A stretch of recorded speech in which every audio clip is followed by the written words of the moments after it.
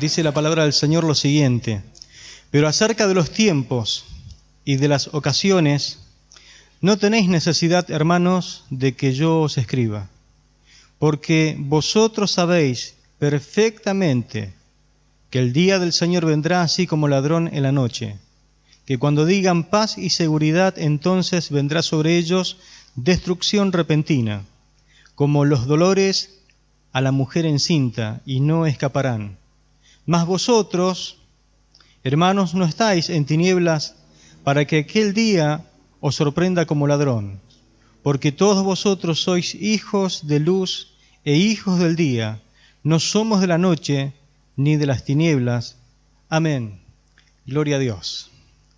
El apóstol Pablo había enseñado a la iglesia de los tesalonicenses la doctrina bíblica de los eventos futuros.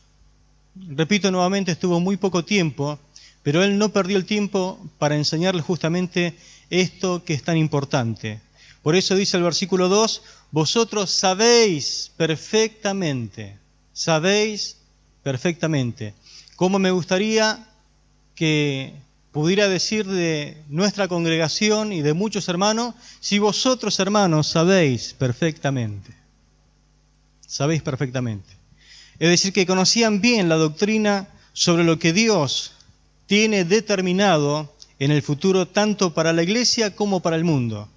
Sin embargo, algunas cosas conocidas habían sido olvidadas, o las presiones que tenían que ver con nuevas doctrinas ya no estaban claras para ellos. Por lo tanto, debían ser reafirmadas mediante un escrito del apóstol Pablo. Por eso es que tenemos primera de Tesalonicenses y segunda de Tesalonicenses. Cuando Pablo dice acerca de los tiempos y de las ocasiones, es una referencia bien clara que tiene que ver con el lugar que tendrán en el mundo acontecimientos que van a ocurrir después del traslado de la iglesia a la presencia del Señor. Cuando Pablo habla acerca de los tiempos y de las ocasiones, no tiene que ver con nosotros, tiene que ver con lo que le va a pasar a este mundo cuando la iglesia sea raptada. Estos eventos ocupan una gran parte de la profecía bíblica en el Antiguo Testamento y forman también parte de lo que es la enseñanza sobre el futuro a lo largo de todo el Nuevo Testamento.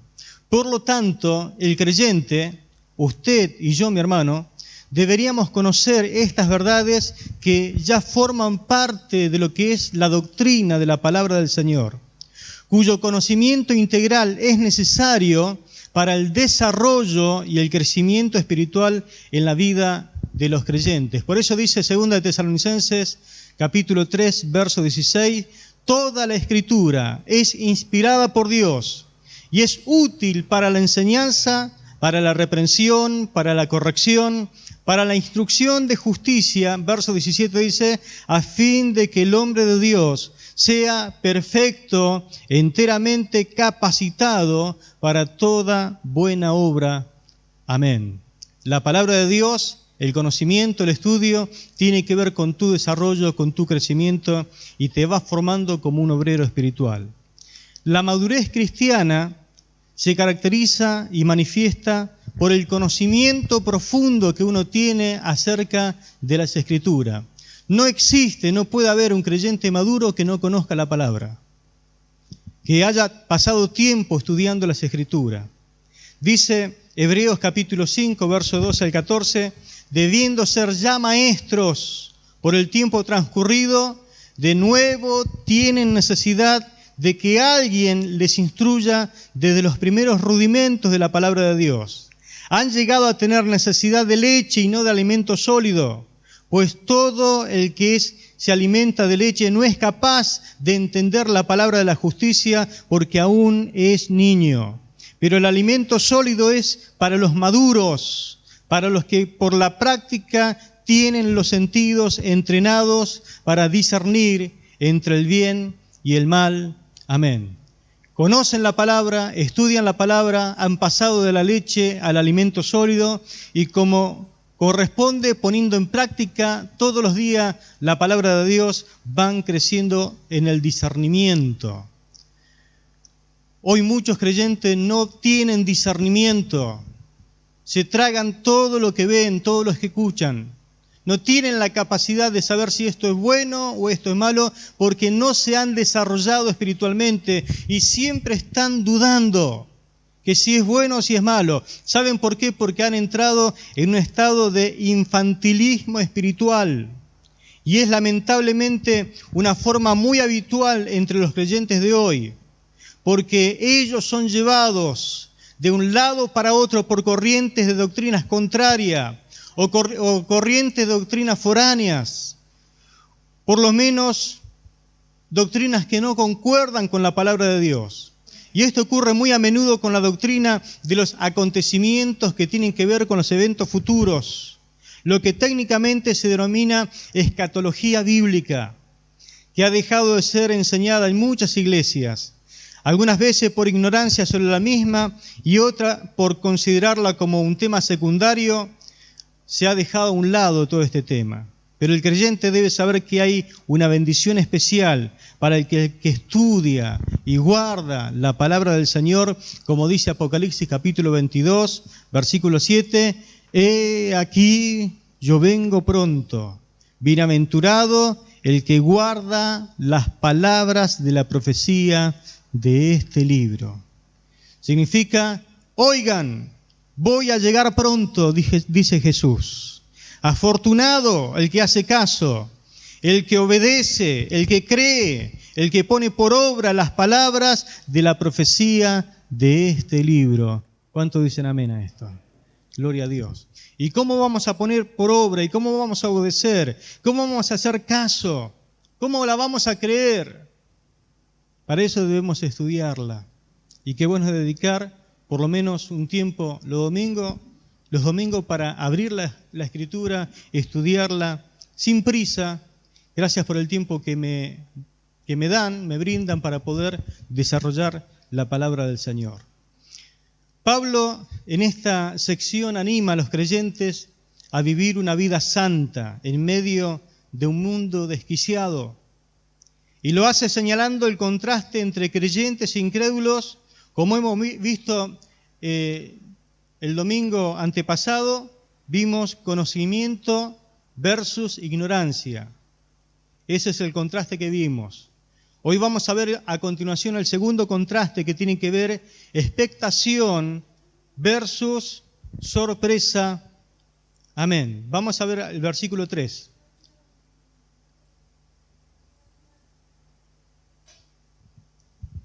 Cuando digan paz y seguridad, entonces vendrá sobre ellos destrucción repentina, como los dolores de la mujer encinta, y no escaparán. Mas vosotros, hermanos, verso 4, no estáis en tinieblas para que aquel día os sorprenda como ladrón. Verso 5, porque todos vosotros sois hijos de luz e hijos del día, no somos de la noche ni de las tinieblas. Amén, gloria a Dios. Qué interesante que nosotros en nuestro andar, en nuestro transitar, que son sinónimos, no andamos en tinieblas. No andamos en tinieblas, no andamos en oscuridad. Recuerdo en una ocasión, en un viaje que hacíamos con un auto, un Fiat 1500, veníamos de Córdoba, después de dar clase del seminario, y ni bien salimos de la ciudad, el auto seguía andando, pero se cortó todo lo que era la luz. No sé si hubo un cortocircuito, pero nos quedamos sin luz. En plena ruta. Lo único que nos iluminaba era la luna. Pero teníamos que llegar a casa porque al otro día trabajábamos. Así que hacíamos lo posible, prendíamos un encendedor, hacíamos alguna señal de luz con alguna linterna. No porque nosotros veíamos bien, el tema era que había gente que no nos podía ver y podíamos causar un choque. Y de repente anduvo lo más bien. No sé si producto de la oración o qué, pero se mejoró el auto y llegamos, se prendió la luz. Pero qué terrible es andar en una ruta sin luz, en tinieblas. Uno se llena de espanto, de miedo, ¿no? No sabe si lo van a chocar, si lo ven. El tema es que no te ven de atrás, no te ven de adelante. y uno puede perder la vida. Quiero decirle, hermano, que el mundo anda así. El mundo camina en peligro todos los días, anda en tinieblas, pero dice la palabra, nosotros somos de la luz. Amén, somos de la luz. El mundo inconverso estará viviendo, después que la iglesia sea raptada, una época de aparente paz y seguridad. Lo que tanto anhela este mundo, esta sociedad. Justamente antes que ocurran eventos catastróficos, va a ser caracterizado por la paz y por la seguridad. Tenemos que observar con cuidado el contraste entre ellos y nosotros que ocurre en todo este capítulo. Vaya a casa y mire las cosas que dicen acerca de lo que le va a ocurrir a ellos, pero cómo estamos nosotros frente a eso que le van a ocurrir a ellos. A través de toda esta sección hay un contraste, todo lo que le va a pasar a ellos y todo lo que nos pasa a nosotros. Ellos se refiere a los salvos. Cuando dice ellos, después se refiere a los inconversos. Cuando ellos digan paz y seguridad, nosotros diremos Cristo viene pronto con juicio sobre ellos. ¿Por qué el mundo será tomado por sorpresa, mis hermanos? El mundo será tomado por sorpresa porque los hombres hoy, como antes, como siempre, no escuchan la palabra de Dios. No tienen oídos para oír la palabra de Dios. Es más, si escuchan la palabra de Dios, ni siquiera tienen la capacidad de obedecerles. No quieren obedecer lo que dice la palabra de Dios. Y esto es una constante a través de toda la historia de la humanidad. Por ejemplo, Dios advirtió que el diluvio vendría. Sin embargo, solamente ¿cuántas personas fueron salvas? A pesar de que 120 años, martillazo tras martillazo, estaba dando a entender de que iba a venir un diluvio y la gente no creía, pero ¿cuántos fueron salvos? ¿Se acuerda esa palabra que le dijeron los discípulos al Señor? Señor, ¿son muchos los que se salvan? Y ellos le dijeron, el Señor le dijo, no, esforzaos por entrar por la puerta angosta, porque estrecho es el camino que conduce a la vida eterna y pocos son los que andan por él. Pero la Biblia dice en 1 de Pedro, capítulo 3, verso 20, vamos a contestar esta pregunta con la palabra. 1 de Pedro 3:20 dice lo siguiente: que en otro tiempo fueron desobedientes, cuando en los días de Noé la paciencia de Dios esperaba mientras se construía el arca. En esta arca fueron salvadas a través del agua pocas personas, es decir, 8. Tan solamente 8 personas fueron salvas. Noé escuchó la advertencia de Dios, su esposa pudo hacer caso junto con Noé, sus 3 hijos tenían sus esposas y fueron también obedientes al mensaje de Dios. Pero las demás personas no hicieron caso. Otro ejemplo en la historia tenemos en Lot, sobrino de Abraham. Advirtió a su familia que la ciudad sería destruida, pero no lo escucharon. Leamos Génesis capítulo 19, versículos 12 al 14. Génesis 19, 12 al 14, que dice lo siguiente: aquellos hombres dijeron a Lot: ¿tienes aquí a alguien más? Yernos, hijos, hijas, cualquiera que tengas en la ciudad, sácalos de este lugar, porque vamos a destruir este lugar, por cuanto el clamor de ellos ha llegado a ser grande delante del Señor.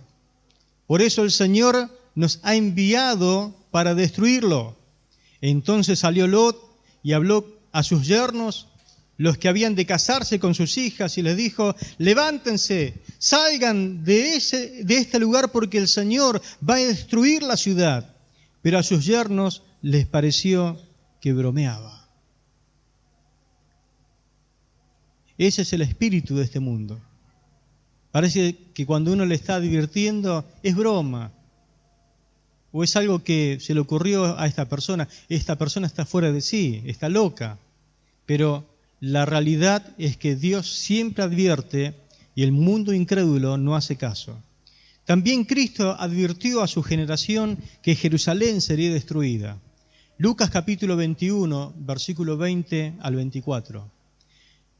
Lucas capítulo 21, verso 20 al 24 dice: Cuando vean a Jerusalén sitiada por ejércitos, sepan entonces que ha llegado su destrucción.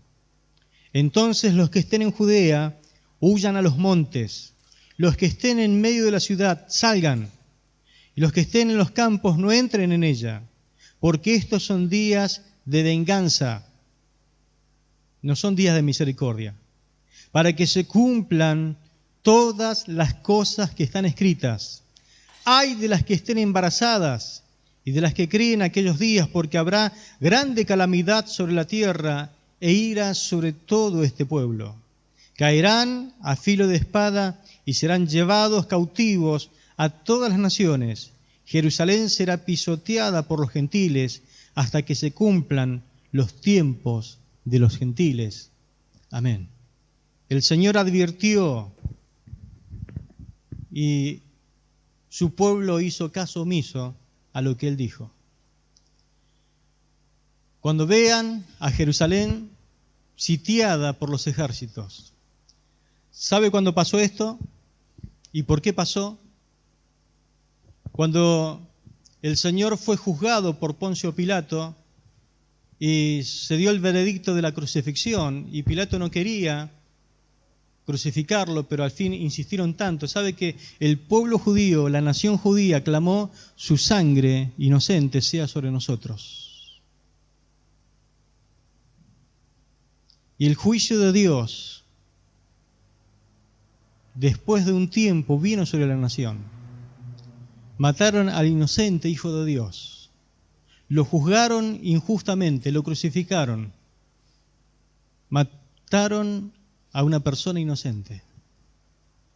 Y Dios, juez justo, llegó un momento en que le dio tiempo para que se arrepientan, le dio la oportunidad de que se predique el Evangelio en toda Jerusalén, en Judea, en Samaria. Les dio la oportunidad, pero en el año 70 se armó una revuelta. En el año 68, un grupo de extremistas judíos querían la libertad y mandaron al general Tito a poder repeler esa rebelión que había sucedido en Jerusalén. Y este hombre amaba mucho el templo de Dios, no tenía una mala decisión sobre lo que él quería hacer sobre el templo de Dios, pero bueno, los soldados eran mercenarios, las huestes romanas invadieron Jerusalén, la sitiaron primeramente, y sabe que el sitio duró 1 año, duró 2 años, y había hambre en Jerusalén, había una hambruna terrible. Los falsos profetas comenzaron a profetizar, diciendo que resistan, que aguanten, que Dios estaba con ellos, y la verdad era que Dios no estaba con ellos. Dios había preparado y había dicho todo lo que iba a suceder. Por eso dice la palabra que cuando vean a Jerusalén sitiada, el que esté en el campo huya a los montes, huyan, no entren en la ciudad, disparen. Dice la Biblia, dice la historia, que muchos de los creyentes se acordaron de esa profecía del Señor y salvaron su vida escapando a una ciudad cercana que se llama Pela, y escaparon a ese lugar y salvaron sus vidas por hacer caso a la profecía de Jesús. Pero los demás se quedaron en Jerusalén, y Jerusalén fue invadida, el templo fue prendido fuego, la ciudad fue prendida fuego, no quedó piedra sobre piedra. Dios advirtió, y todo lo que Él dijo que iba a suceder, sucedió. Es más, se comían los hijos. Los muertos estaban desparramados por todas las plazas. Era una catástrofe terrible. Ya cuando la ciudad estaba sitiada, el que quería escapar moría crucificado afuera de la ciudad. Era una cosa que la ciudad no se quería rendir. Pero Dios no estaba con ellos para misericordia, estaba para juicio. Esta advertencia ayudó a los creyentes, pero muchos perecieron. En efecto, el Señor usó el diluvio, inclusive usó la caída de Sodoma y Gomorra como ejemplos en su predicación, en su enseñanza, acerca de acontecimientos que van a ocurrir. Dice la Biblia en Mateo capítulo 24, versículo 37 al 39, lo siguiente. Mateo 24, 37 al 39. Se lo leo en la palabra de Dios para todo. Dice, la venida del Hijo del Hombre será como en los días en que vivió Noé. En aquellos días antes del diluvio, la gente comía, bebía, se casaba y daba a sus hijos en casamiento hasta el día en que Noé entró en el arca. Como ellos no sabían lo que iba a pasar, vino el diluvio y los arrasó a todos. Así será cuando venga el Hijo del Hombre. Amén. Qué interesante, ¿no? Cuando el Señor venga y se lleve a su iglesia, por un tiempo habrá desesperación, angustia, caos, pero después todo seguirá su curso normal en la vida. Esta palabra que dice, la gente comía, bebía, se casaba y se daba en casamiento, está diciendo que cuando venga el día del Señor, cuando venga la ira de Dios sobre este mundo, sobre esta tierra, un tiempo de aflicción tremendo, a la gente le va a suceder como en un día normal. El transcurso de la vida para ellos va a ser normal. ¿Por qué? Porque no saben, están ignorando, dice, hasta que sucedió lo que tenía que suceder. ¿Por qué? Porque ignoran la palabra de Dios, porque ignoran sus advertencias. Es más, muchos creyentes hoy, inclusive los que están acá escuchando, ignoran las advertencias de parte de Dios. Una y otra vez Dios les advierte, pero la palabra de Dios le entra por acá y le sale por allá. Ellos quieren seguir con el curso normal de la vida, sin tomar decisiones de arrepentimiento y cambio. Lucas capítulo 17, versículo 28 al 30. Dice la palabra lo siguiente. Lucas 17, 28 al 30. Asimismo también será como pasó en los días de Lot. Comían, bebían, compraban, vendían, plantaban, edificaban. Es decir, el transcurso normal de la sociedad. Todo va a seguir el transcurso normal de lo que vemos nosotros todos los días. Pero un día va a pasar lo que tenga que suceder. Dice el verso 29, pero el día en que Lot salió de Sodoma, el día en que la iglesia salga de este mundo, el día en que la iglesia salga de esta sociedad, dice, llovió del cielo fuego y azufre y lo destruyó a todos. Así será en el día en que se manifieste el Hijo del Hombre. Amén. Gloria a Dios. Pero nosotros no estaremos más acá. Como Lot, habremos salido, habremos sido arrebatados para estar juntamente con el Señor. Los de aquellos días estaban ocupados en actividades normales de la vida, comiendo, bebiendo, casándose, sin considerar que el juicio pronto habría de llegar sobre su vida. Era inminente, en cualquier momento iba a suceder, pero ellos no hicieron caso. Personas sinceras, inclusive en este tiempo, tratan de poner fechas acerca de la venida del Señor. Quedan avergonzadas porque fallan en sus pronósticos. He visto a grandes siervos de Dios poniendo fecha inclusive y cayendo en errores tremendos. No obstante, es posible esperar su venida sin fijar ningún tiempo, ningún momento específico. El Señor nos dijo, velad y orad. No se trata de fecha, significa de estar preparado. No hay ninguna señal que tenga que cumplirse antes de que el Señor rapte a su iglesia. Los creyentes, dice la palabra, somos hijos de luz. Por eso no andamos en oscura, no andamos en oscuridad, no andan como los otros que no tienen a Cristo. Y esto, ¿en cuanto a qué se refiere? A los eventos futuros. El creyente, el Hijo de Dios, no anda en oscuridad. Sabe perfectamente todo lo que ha de suceder. No anda a tientas. Sabe todo lo que le va a suceder porque lee la palabra. El mejor libro profético de acontecimiento futuro es la Biblia. Si nosotros leemos la palabra de Dios, sabemos todo lo que va a pasar. Por eso no andamos en tinieblas, somos hijos de luz. Los no creyentes se mofan de la idea de la venida de Cristo. ¿Qué pasaría si usted le dice a su vecino, a su amigo, a su compañero de todos los días, Cristo viene pronto? El Señor te está dando la oportunidad que te arrepientas, que cambie de vida, porque Él viene pronto, Jesús viene pronto. Y algunos te van a oír, pero la mayoría se va a reír. Se van a burlar. Y créame que eso es bíblico. Si sucede eso, póngase contento porque es cumplimiento exacto de la palabra del Señor. Segunda de Pedro, capítulo 3, versículos 3 y 4. Segunda de Pedro 3, 3 y 4.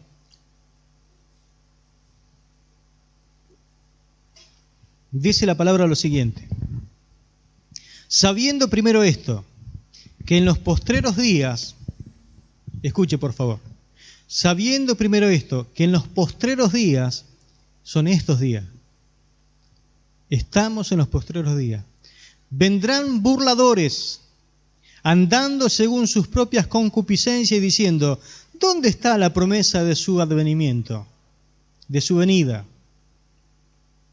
Pedro nos recuerda que en los postreros días, y subráyelo por favor, postreros días, los últimos tiempos quiere decir, vendrán burladores que harán cuanto de malo se les ocurra a ellos por sus bajos instintos. Es decir, que ellos toman a la ligera el tema del pecado y se mofarán. Significa eso que se van a burlar pero con sarcasmo, ese humor que a vos no te gusta. ¿Pero de qué se van a burlar? De la verdad. Y dirán, por ejemplo, con que Jesús prometió regresar, ¿por qué no lo ha hecho ya? Apuesto a que no regresará. Y apuestan, ¿no?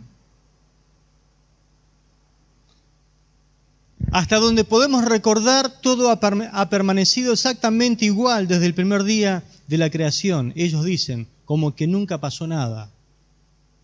Y por las dudas quiero recordar que el Redentor, el Hijo de Dios, fue prometido y vino y nació de una virgen y vino a vivir con un propósito, morir en la cruz por ti y por mí. El prometido vino. El prometido vino. Y así como vino, vivió, murió, resucitó y fue llevado al cielo.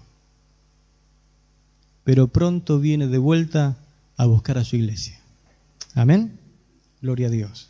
21 siglos han pasado desde que nuestro Señor dio la promesa de su venida y aún no ha venido. ¿A usted le parece mucho tiempo? Pasaron 21 siglos. Esto no quiere decir que Dios no cumpla con sus promesas.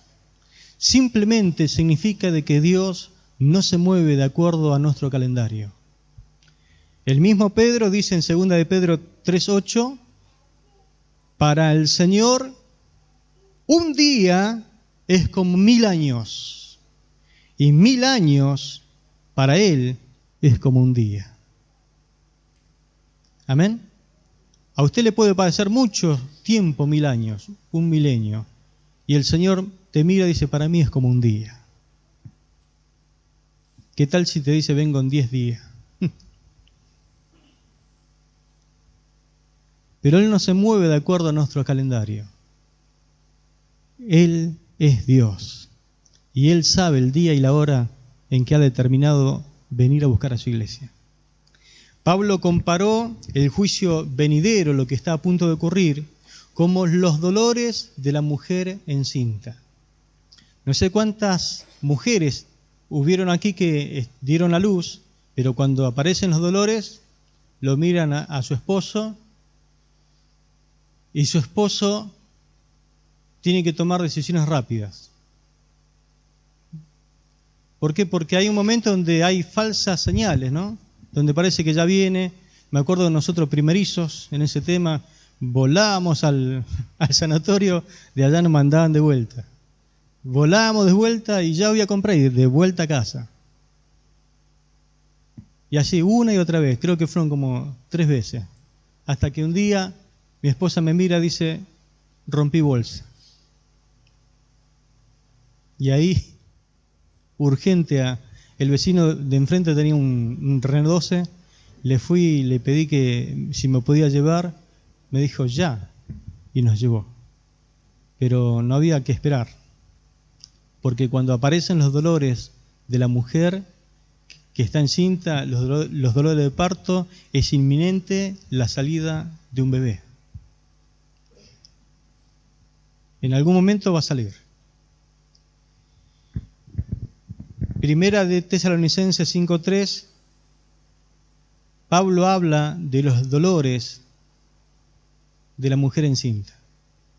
A pesar de nuestros conocimientos médicos que han evolucionado y se han modernizado los médicos, la mujer todavía sufre grandes dolores al dar a luz.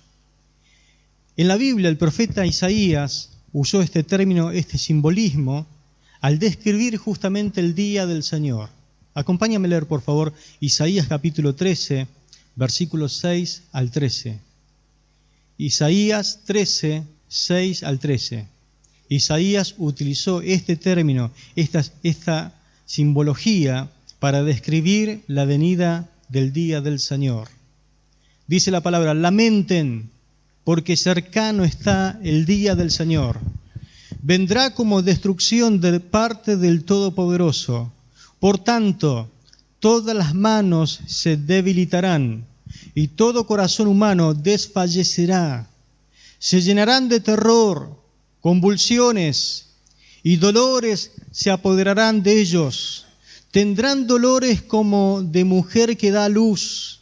Cada cual mirará con asombro a su compañero, sus caras son como llamaradas. He aquí viene el día del Señor implacable, lleno de indignación y de ardiente ira, para convertir la tierra en desolación, para destruir en ella sus pecadores, porque las estrellas de los cielos y sus constelaciones no irradiarán luz. El sol se oscurecerá al salir, y la luna no dará su luz. Castigaré al mundo por su maldad y a los impíos por su iniquidad. Haré que cese la arrogancia de los soberbios y humillaré la altivez de los tiranos. Haré al ser humano más preciado que el oro fino y al hombre más que el oro de Ofir. Por eso haré estremecer los cielos y la tierra será removida de su lugar a causa de la indignación del Señor de los ejércitos en el día de su ardiente ira. Amén. Gloria a Dios. Los dolores de la mujer encinta, dolores de la mujer que está a punto de dar a luz, es utilizado por el Señor para que nosotros podamos entender que todo esto está a punto el mundo está a punto de ser juzgado, de ser derramada la ira de Dios sobre esta tierra. Cristo se refirió a los primeros años del día del Señor como todo esto, dice, será principios de dolores. Mateo 24, versículo 8. Dice, y todo esto será principios de dolores. Cuando la iglesia sea raptada al cielo, en la tierra va a ocurrir algo que se llama la gran tribulación. Es un periodo de 7 años. La mitad, que son los primeros 3 años y medio, el Señor le llamó a eso principios de dolores. La mitad de tribulación, que son 3 años y medio a 7, ahí va a ser derramada la ira de Dios sobre esta tierra. Juicios a nivel mundial. Las constelaciones serán dice, la potencia de los cielos serán conmovidas. Inclusive el sol no dará más su luz, por lo tanto la luna se convertirá en sangre. Usted sabe que la luna es el reflejo del sol, ¿no? Si el sol se apaga, se vuelve rojo, como las cenizas de un carbón. Eso es lo que va a irradiar la luna. No será más blanca, será color sangre. Y vio cuando la luna cambia de color o le pasa algo, la gente desfallece de miedo. El agua recibirá el juicio de Dios. Las montañas recibirán los juicios de Dios. Hay ríos que se secarán literalmente. El río Éufrates, por donde va a venir un ejército del oriente, dice la Biblia que se va a secar, ya está seco. Ya se secó ese río, el Éufrates, uno de los ríos más grandes que viene desde Asia hasta Europa. Ya todo se está preparando para el día de la venganza de Dios, el día de Jehová, el día de la ira de Dios. Todo lo que nosotros conocemos va a ser trastocado. La tierra es como que será movida de su lugar.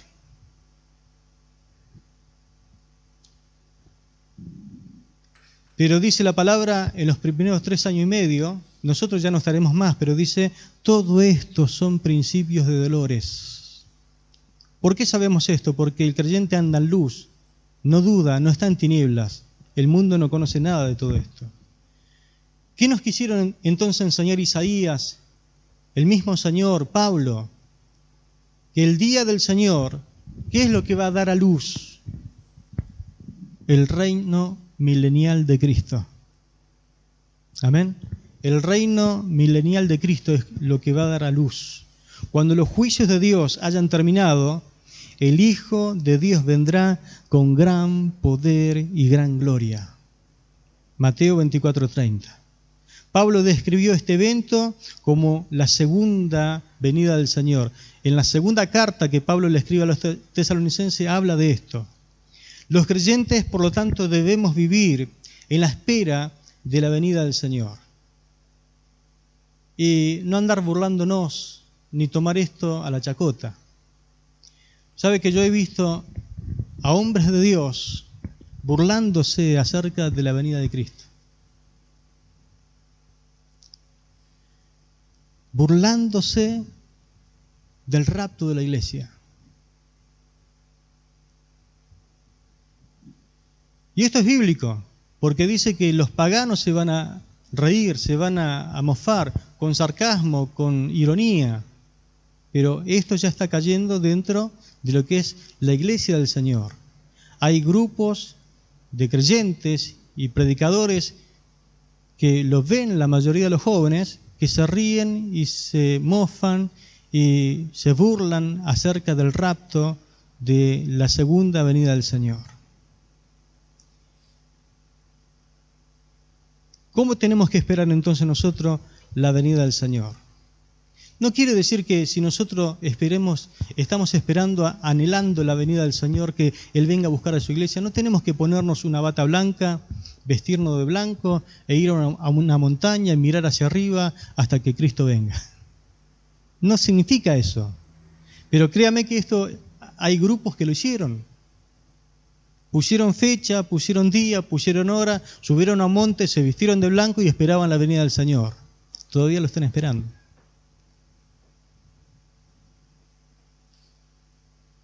Cayeron en descrédito. Pero el Señor no quiere esto. Inclusive en Hechos capítulo 1, versículos 10 y 11, ¿se acuerdan cuando el Señor fue llevado al cielo? Dice, como ellos estaban fijando la vista en el cielo mientras Él se iba, Hechos 1:10, se lo traduzco, y como lo único que estaban haciendo era permanecer con la mirada puesta en el cielo, he aquí 2 varones vestidos de blanco se presentaron, 2 ángeles, junto a ellos y le dijeron, varones galileos, ¿por qué se quedan de pie mirando al cielo? ¿Por qué se quedan de pie mirando al cielo? Como diciendo, ¿no les dio algo que tengan que hacer? El Señor no les dio mandamiento que se quedan mirando al cielo. Vayan corriendo a obedecer lo que tengan que hacer. Este Jesús, quien fue tomado de ustedes arriba al cielo, vendrá de la misma manera como le han visto ir al cielo. Gloria a Dios. Como diciendo, no pierdan tiempo en cosas que realmente no aprovechan. Más bien significa que nosotros, los creyentes, tenemos que vivir a la luz de su venida, dándonos cuenta, hermanos, que nuestras obras serán juzgadas y que nuestras oportunidades de servir al Señor en la tierra un día también terminarán. Es decir, que tenemos que vivir teniendo en cuenta los valores eternos. ¿Me escuchó? Esta es la parte más importante de todo el mensaje. Así tenemos que vivir. ¿Cómo vivimos entonces? No a la espera del rapto. Usted no tiene que vivir esperando el rapto, porque si vive esperando el rapto, no va a hacer nada. No a la espera de su segunda venida, porque si usted espera que el Señor venga, todavía hay muchas cosas que tienen que acontecer antes. No quiere el Señor que usted viva esperando la segunda venida. No a la espera del día del Señor, porque tampoco es para usted. No tiene que vivir esperando a ver qué señal viene para que se cumplan el día del Señor.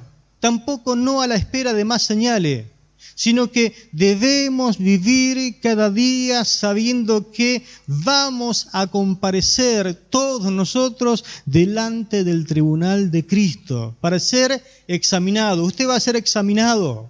Del momento que usted se convirtió a Cristo hasta el día que parta la presencia del Señor o el día que sea raptado, usted va a ser examinado delante de un tribunal, va a ser auditado, por si no le gusta esa palabra examinado, bueno, usted va a ser auditado, va a ser controlado todo lo que usted hizo, va a ser verificado de punta a punta según lo que haya hecho para el Señor y su obra. ¿Quién es? El pastor, sí, yo como pastor seré examinado. Y usted va a ser examinado. Cualquier miembro del cuerpo de Cristo, todos los que estamos aquí en esta noche seremos examinados, seremos auditados, vamos a ser verificados, a ver qué hicimos para el Señor. Seremos recompensados según nuestras obras. No es salvo por obra, lo que sí es recompensado según sus obras. Yo temblaría por si usted no se da cuenta de lo que le estoy diciendo. Hasta las intenciones por las cuales usted sirve será auditada.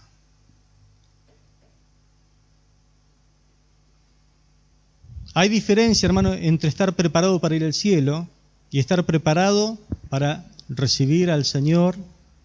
Todo aquel que ha confiado sinceramente en Cristo como su Salvador está preparado para ir al cielo.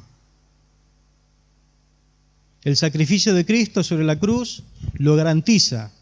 Pero escuche, pero estar preparado para comparecer ante el Señor en el tribunal de Cristo es otra cosa muy diferente. Las Escrituras indican que algunos creyentes no se alegrarán en la venida del Señor.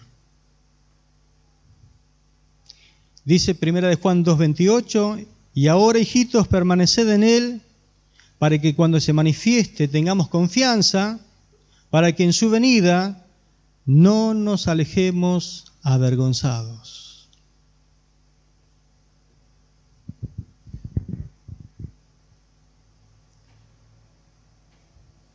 Conozco muchos creyentes que deliberadamente han desobedecido la palabra del Señor. ¿Y usted qué cree que ese día va a pasar? Porque no es que va a examinar su vida desde el momento que usted anda mejor. Toda tu vida como cristiano va a ser examinada. Todo lo que uno ve en público va a ser examinado. Tu adoración va a ser examinada. Tu servicio a Dios va a ser examinado. Tu vida privada e íntima va a ser examinada.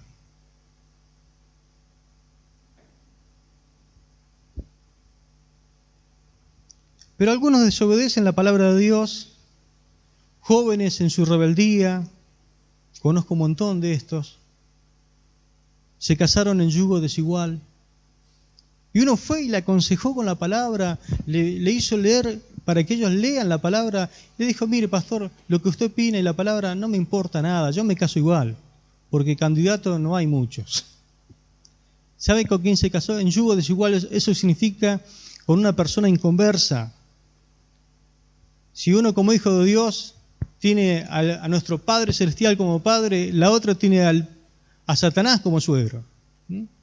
Imagínense lo que sería ese hogar, ¿no? Pero no me importa lo que usted diga, lo que la Biblia dice, me caso igual. Hebreos 13:17 dice, obedeced a vuestros pastores. Es decir, vamos a ser examinados por la palabra, por lo que se nos dijo, por lo que conocemos de la Escritura. Ahora, ¿personas así estarán felices el día que tengan que comparecer ante el tribunal de Cristo?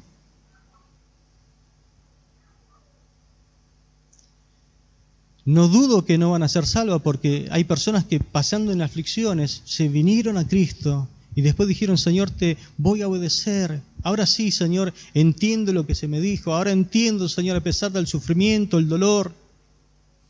Pero estas personas han arruinado su vida y su propósito en Cristo.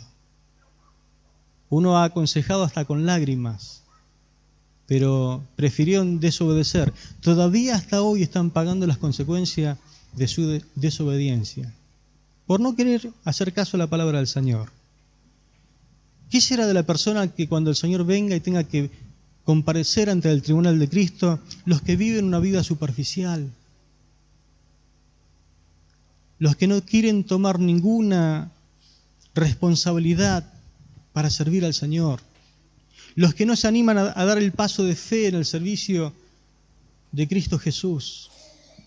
¿Qué será de aquellos que toman malas decisiones, cambiando lo temporal, lo trivial, lo insignificante por lo eterno?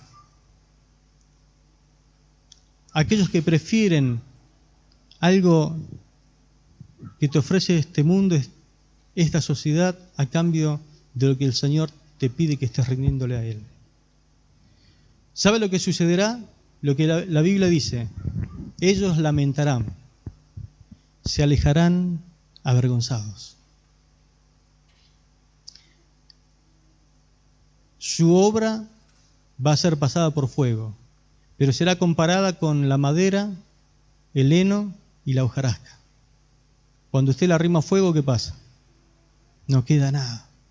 Si bien son salvos, aunque por fuego, pero todo lo que nosotros sabemos como cristianos, como hijos de Dios, el rapto, la segunda venida, la tribulación, la gran tribulación, hermano, no sirve de nada estar esperando eso. Si usted lee la Biblia y lee Hechos y lee las epístolas, sobre todo la de Pablo, usted va a encontrar una característica especial en la vida de Pablo. A mí me impactó eso. Me impactó. Pablo corrió toda su carrera, vivió toda su vida esperando algo. No el rapto, no la segunda venida de Cristo, no la muerte, sino que él vivió consciente de que un día tendría que presentarse delante del tribunal de Cristo para recibir su corona, para ser galardonado, para después tener algo para poder ofrecerle al que merece la honra y la gloria para siempre. Amén. Los creyentes que vivan superficialmente serán avergonzados. Y los que viven una doble vida, que en el culto son de una forma y afuera son de otra, que en casa son una cosa y en el trabajo son otra. ¿Qué pasará con...? La Biblia les llama a los hipócritas, ¿no? Bueno, los hipócritas no van a entrar por la duda. Los que viven una vida, una doble vida, una vida en la iglesia, una vida en el trabajo, una vida acá, una vida afuera totalmente diferente, porque lo dice la Biblia en Apocalipsis, los hipócritas no tienen parte ni suerte con el Señor, como los cobardes, los incrédulos. Los hipócritas tampoco entran al reino de Dios. Los creyentes que viven expectante de la venida del Señor ciertamente gozarán de una mejor vida que aquellos que hacen amistad con el mundo. Y al final de cada capítulo, el apóstol Pablo siempre está señalando los resultados prácticos de vivir esperando el rapto, la venida del Señor. Termino con esto. Recomiendo, mi hermano, cuando vaya a casa, siéntese todos los días, lea los versículos que anotó hoy y a la luz de ese versículo examine su propio corazón a ver qué tal anda usted con el Señor. Amén. Y si tiene que arrepentirse y llorar, llore hoy que es tiempo. Conviértase, porque en cualquier momento viene el Señor, pero lo que más a usted le va a pesar, no haber rendido su vida al servicio al Señor. Amén. Conságrese a Él, sírvale con todo el corazón, porque es lo que realmente más vale en esta vida, la pena servirle a Él con todo lo que conlleva. ¿Sufre el que sirve? Sí que sufre. ¿Tiene que llorar? Tiene que llorar. Lamentar, tendrá que lamentar. Irá andando y llorando el que lleva la preciosa semilla, mas volverá trayendo, es decir, con gozo, trayendo en su mano la gavilla. Gloria a Dios. Claro que lloraremos, lamentaremos, gemiremos, pero lo mejor que podemos hacer en esta vida es servirle al Señor. Amén. Oremos al Señor.